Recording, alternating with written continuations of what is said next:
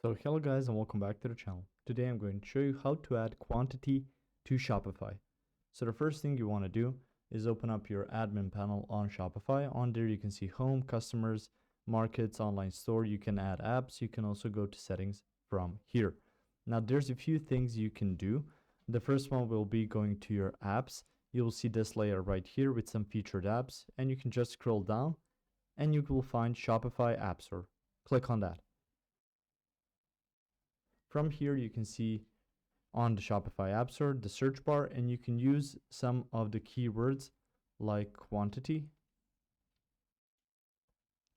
And once you click on that, it's going to open up this and just search for apps which are built for Shopify.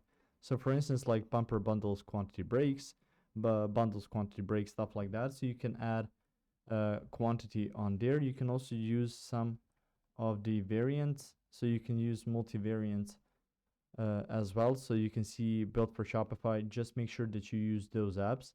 We can exit this now. You can also add on your online store. You can go to themes.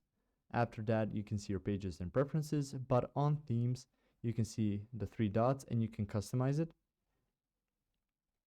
Through here, you can go to three dots, rename, duplicate, edit code. Click on edit code.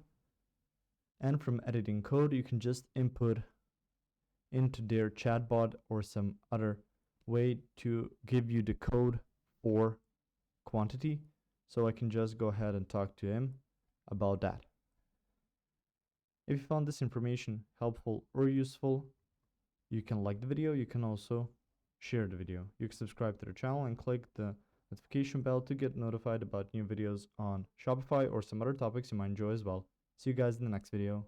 Goodbye.